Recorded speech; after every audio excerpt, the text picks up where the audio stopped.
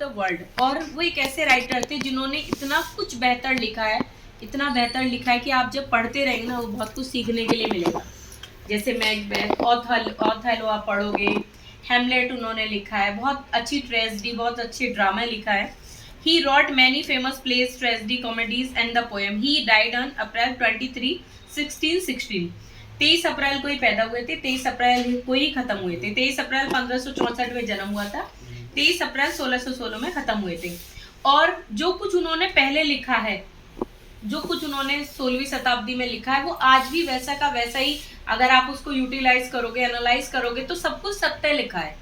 और एक बड़ी प्यारी सी पोएम है उनकी, मर्सी। मर्सी मीन्स का मतलब होता है दया। The quality of mercy is not strained, it drop at the gentle rain from the heaven. दया का जो गुण होता है वो एक साथ कभी नहीं आता, कभी भी किसी को दया एक साथ नहीं आएगी। सपोज दैट आप किसी गरीब व्यक्ति को देखते हो, आपके जो मन के भाव होते हैं, तो पहले आप उसको क्या देना चाहोगे? खाना। दूसरी बार में थोड़ा सा आप और वेरिफिकेशन करोगे कि ये गरीब है कि नहीं है, कपड़े, कुछ पैसे, धीरे धीरे धीरे धीरे।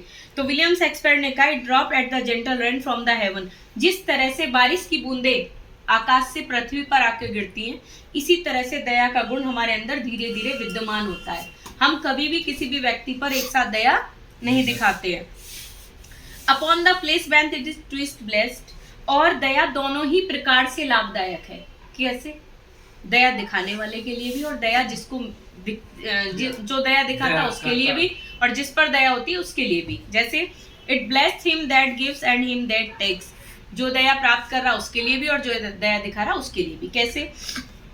It is mightiest in the mightiest it become.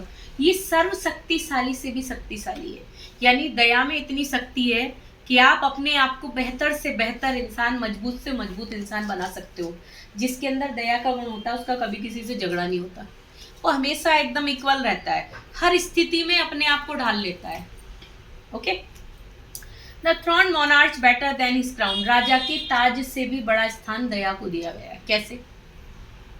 जिसके अंदर दया का गुण होता है वो अपने आप में राजा से भी सर्वोपरि है। जो दया दिखाना जानता है, जो किसी को माफ करना जानता है, वो अपने आप में बड़े से भी बड़ा व्यक्ति है। उसके लिए राजा का ताज पहनने की जरूरत नहीं, वो अपने आप में राजा होता है। His sceptre shows the force of temporal power the attribute to awe and majesty. दंड और न्याय दोनों दया के एक पात्र हैं। यदि किसी व्यक्ति ने कोई दंड कर दिया, कोई मतलब गलती कर दी, कोई उसने मिस्टेक कर दी, और हम उस पर दया दिखा दें और उसको बताएं कि next time you never repeat this, हम उसको कहें कि इस बार आपको माफ़ी दे रहे हैं, अगली बार आप ये मत करना, एक तो उसके प्राण बच जाएंगे, दूसरा आप उसको एक मौका दे रहे हो, यानी आप उसको दया दिखा रहे हो।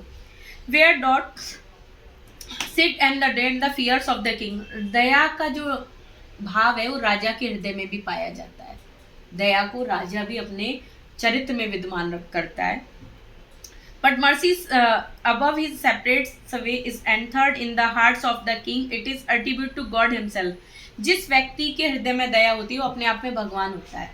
जो व्यक्ति किसी को माफ करना जानता है, जो व्यक्ति किसी के सुख दुख में अपना योगदान देना जानता है, वो अपने आप में भगवान है। भगवान का ये नहीं कि आप मूर्ति ही पूज रहे हो तो ही आप भगवान को पूज रहे हो, तो ही भगवान हो। एक इंसान में भी एक भगवान होता है यदि उसके अंदर दया का भाव है तो। You got it what I mean or not? You have any confusion?